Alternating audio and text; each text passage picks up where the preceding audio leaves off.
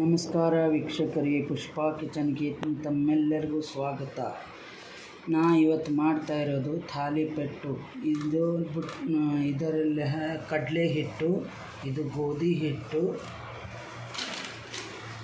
ಕಡಲೆ ಹಿಟ್ಟು ಒಂದು 3 ಸ್ಪೂನು, ಗೋಧಿ ಹಿಟ್ಟು ಒಂದು 2 ಸ್ಪೂನಷ್ಟು ಹಾಕ್ಕೊಂಡೇನಿ. ಸ್ಪೂನ್ ಅಂದರೆ ನಾನು ಸಾರಿನ ಸೌಟು ಇರುತ್ತಲ್ಲ ಅದರದ್ದು ಲೆಕ್ಕ.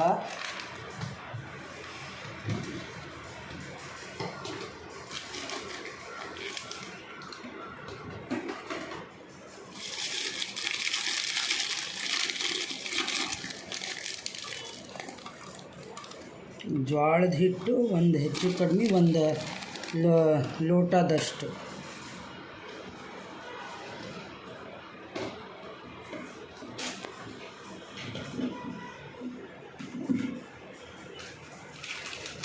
ಆಮೇಲೆ ಅದಕ್ಕೆ ಅಕ್ಕಿ ಹಿಟ್ಟು 2-2.5 ಲೋಟದಷ್ಟು ಅಕ್ಕಿ ಹಿಟ್ಟು. 1 kg ಪ್ಯಾಕೆಟ್ ಇದ್ದರೆ ಅದಕ್ಕೆ ಅರ್ಧದಷ್ಟು ಅಕ್ಕಿ ಹಿಟ್ಟು.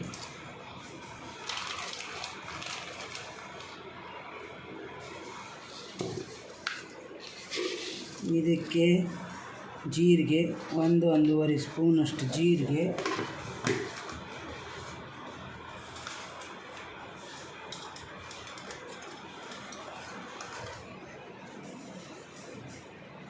ಆಮೇಲೆ ಇಂಗು,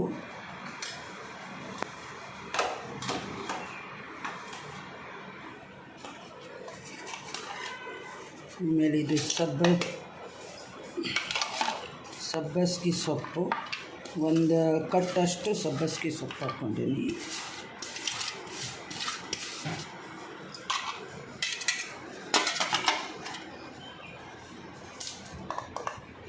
ಇದರಲ್ಲೇ ಕ್ಯಾರೆಟ್ ತುರಿ, ಆಮೇಲೆ ಈರುಳ್ಳಿ, ಹಸಿ ಶುಂಠಿ, ಹಸಿಮೆಣಸಿನ್ಕಾಯಿ ಎಲ್ಲ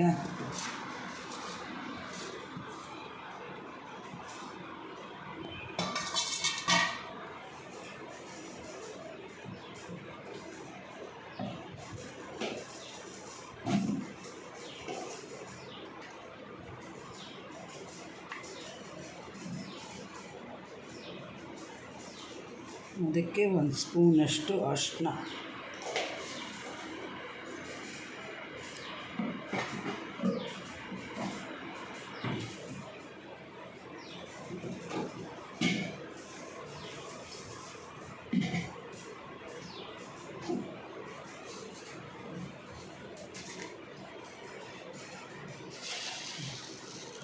ಒಂದು ಬಿಳಿ ಎಳ್ಳು ಹಾಕ್ಕೊಂಡೇನಿ. ನಾ ಹೇಳಿಲ್ಲ ಇದರಲ್ಲಿ. ಇದೆಲ್ಲನೂ ಚೆನ್ನಾಗಿ ಹಿಟ್ಟು, ಆಮೇಲೆ ಸೊಪ್ಪು, ಈರುಳ್ಳಿ, ಕ್ಯಾರೆಟು ಎಲ್ಲ ಚೆನ್ನಾಗಿ ಮಿಕ್ಸ್ ಮಾಡ್ಕೋಬೇಕು. ಇದಕ್ಕೆ ಬೇಕಾದರೆ ನೀವು ಸೌತೆಕಾಯಿ ತುರಿದು ಹಾಕ್ಕೋಬೋದು. ಆಮೇಲೆ ಟೊಮೊಟೊನು ಹೆಚ್ಚು ಹಾಕ್ಕೋಬೋದು. ಚೆನ್ನಾಗಿ ಒಂಥರ ಕಲರ್ ಕೊಡುತ್ತೆ, ಮಕ್ಕಳನ್ನು ಇಷ್ಟಪಟ್ಟು ತಿಂತಾರೆ. ಇದಕ್ಕೆ ಈ ಥರ ಎಲ್ಲ ಮಿಕ್ಸ್ ಮಾಡಿಕೊಂಡು ಇದಕ್ಕೆ ರುಚಿಗೆ ತಕ್ಕಷ್ಟು ಉಪ್ಪು,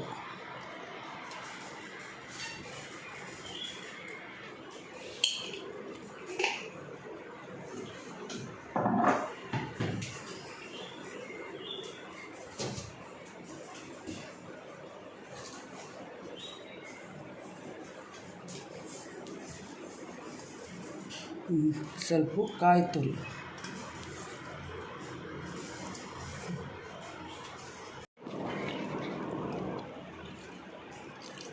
ಈ ಥರ ಸ್ವಲ್ಪ ನೀರು ಹಾಕಿ ಕಲಿಸ್ಕೋಬೇಕು. ತುಂಬ ಗಟ್ಟಿನೂ ಅಲ್ಲ, ತುಂಬ ಮೆತ್ತಗೂ ಅಲ್ಲ, ಆ ಥರ ಕಲಿಸ್ಕೋಬೇಕು. ಮೀಡಿಯಮಾಗಿ ಕಲಿಸ್ಕೋಬೇಕು.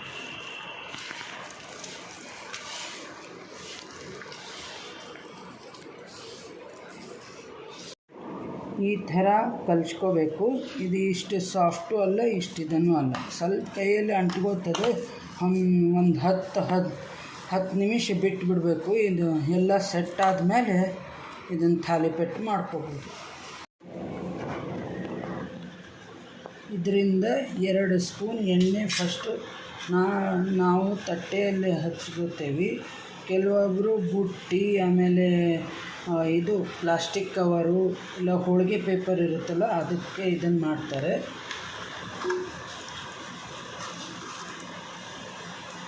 ಈ ಥರ ಹಿಟ್ಟಾಗುತ್ತೆ ನೋಡಿ. ಥರ ಉಂಡೆ ಮಾಡಿಕೊಂಡು ತಟ್ಕೋಬೇಕು ತಟ್ಟೆ ಮೇಲೆ.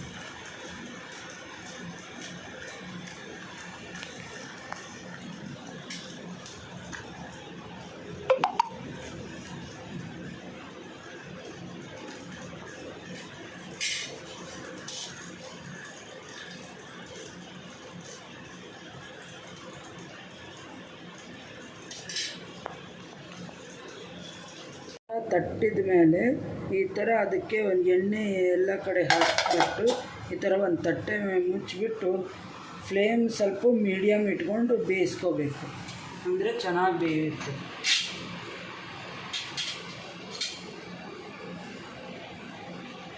ಈ ಥರ ಬೇಯುತ್ತೆ ನೋಡಿ. ಈ ಥರ ಈಸಿಯಾಗಿ ಬಂದುಬಿಡುತ್ತೆ. ಇಷ್ಟೇ ತಾಲಿಪೆಟ್ಟು ಮಾಡ್ಕೊಳ್ಳೋದು. ಇದಕ್ಕೆ ಮೊಸರು ಇಲ್ಲ ಚಟ್ನಿ ಪುಡಿ, ಯಾವ ಥರದ್ದು ಚಟ್ನಿ ಹಚ್ಕೊಂಡು ತಿನ್ಬೋದು, ಇಲ್ಲ ಹಾಗೇನೂ ತಿನ್ಬೋದು.